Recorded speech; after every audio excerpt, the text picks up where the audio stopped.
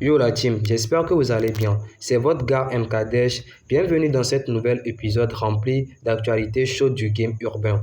Aujourd'hui, on va parler de grosses collaborations, des clips qui arrivent, des artistes ivoiriens qui frappent fort et surtout, à la fin de la vidéo, on reviendra sur le clash explosif de Booba contre Aya Nakamura et Imra. Oui, vous avez bien entendu, Booba a encore dégainé et ce qu'il dit risque de secouer les fans. Mais ça, je vous le garde pour la dernière actu, donc restez bien jusqu'au bout. En attendant, on commence avec les news du moment et croyez-moi, il y a du très lourd.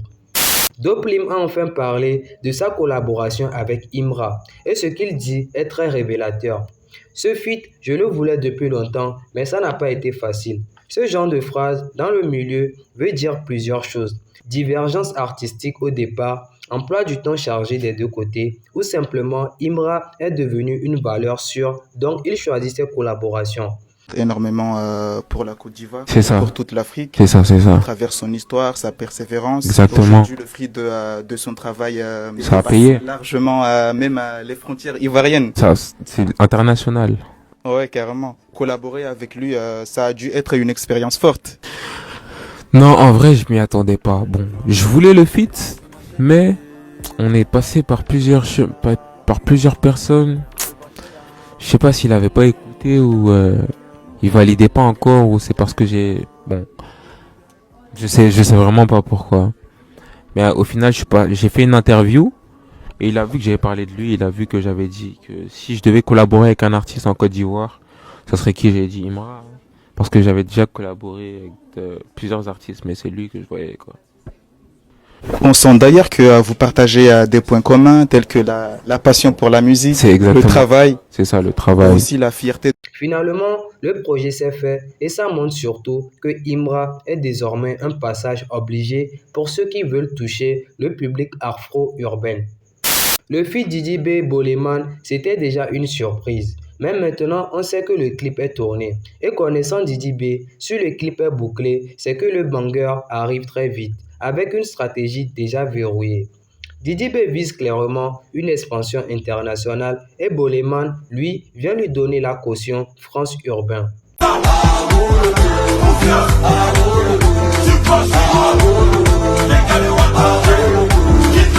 Alors là, c'est le point culminant de l'actu. Le titre sécurité de Imra et Aya Nakamura est déjà numéro 1 sur Apple Music Côte d'Ivoire et ça veut dire deux choses.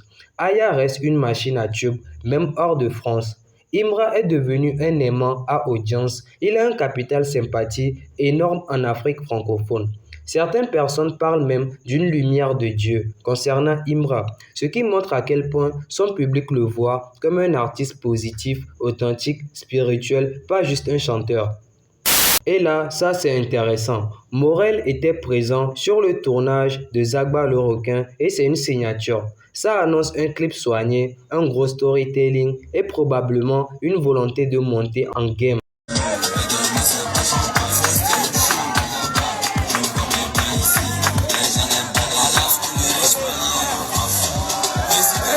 Zagba veut clairement frapper fort sur YouTube et plateformes et Morel, visuellement, c'est une valeur ajoutée. Le buzz autour de Tchekabo continue. Le simple fait qu'il soit aperçu par des fans en France montre qu'il a une diaspora engagée, sa musique commence à s'exporter et un clip tourné sur place annonce une montée en game de production. Il passerait du statut de phénomène local à celui d'artiste international en construction.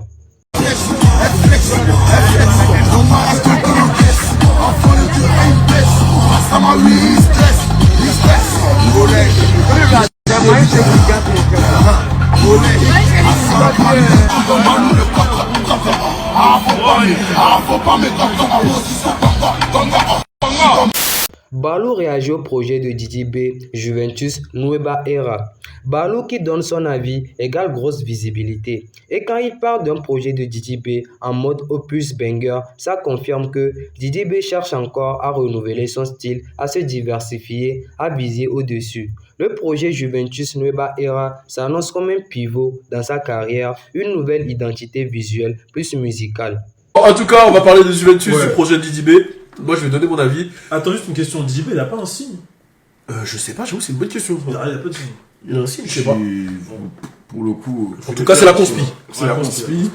Moi, j'ai bien aimé le projet parce qu'en fait, je trouve que Didi B, il est fort. On a toujours su qu'il était fort. Il est fort, il pose bien, etc. J'ai trouvé que, en fait, Didi B, des fois, je vais dire un truc de ouf, des fois, il me faisait penser à la fouille dans son projet. Je sais pas si vous avez eu ce ressenti-là. Ok, je vois ce que tu veux dire. En fait, la capacité à s'adapter, des fois, il me faisait penser un peu à la fouille. Sur certains flows, certains trucs, etc. Mais c'est cool. C'est un projet qui s'écoute tranquillement. Et quand tu l'écoutes, tu dis, ah, il est fort. Il y a un son que j'ai vraiment accroché.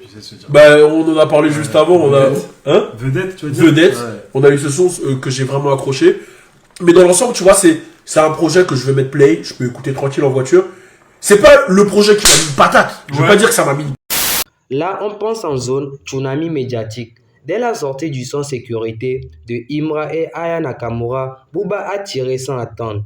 Il dit c'était vraiment pas utile ce feat. Rap diabétique, mi-danse max. Et qu'est-ce que ça veut dire? Pourquoi Booba a frappé aussi vite? Plusieurs raisons possibles. Booba déteste les feats qui sentent trop la stratégie commerciale et clairement Aya plus Imra égale un public immense, une couverture médiatique garantie. Booba n'aime pas ça. Aya Nakamura est une cible récurrente. Booba l'a déjà clashé plusieurs fois. Il critique son style, son influence et ce qu'il considère comme la dilution du rap. Donc, dès qu'elle touche au rap, il saute dessus. Imra est le nouveau visage du succès ivoirien et Booba, qui a toujours gardé un œil sur la scène africaine francophone, voit peut-être Imra comme un phénomène, une menace pour la domination du rap français traditionnel ou juste un artiste facile à taquiner pour créer du buzz. Soyons honnêtes, Booba critique souvent ce qui fonctionne pour rester au centre du débat. Stratégie 100% marketing. Un tweet de Booba égale tendance Twitter, vidéo YouTube, polémique, médias qui relaient. Et pendant ce temps, le son sécurité prend encore plus de visibilité. Ce clash est une bénédiction pour Imra et Aya. Soyons clairs, le clash de Booba ne détruit pas le morceau. Il participe à son marketing. Il positionne Imra au centre de la scène urbaine francophone. Imra plus Aya égale un coup stratégique et les chiffres le prouvent. Numéro 1 en Côte d'Ivoire, tendance partout sur TikTok, impact international. Pendant que Booba critique, le morceau tourne, explose et prend de l'ampleur. C'est ce que j'appelle la paradoxe Booba. Tu critiques un son, mais tu le rends viral.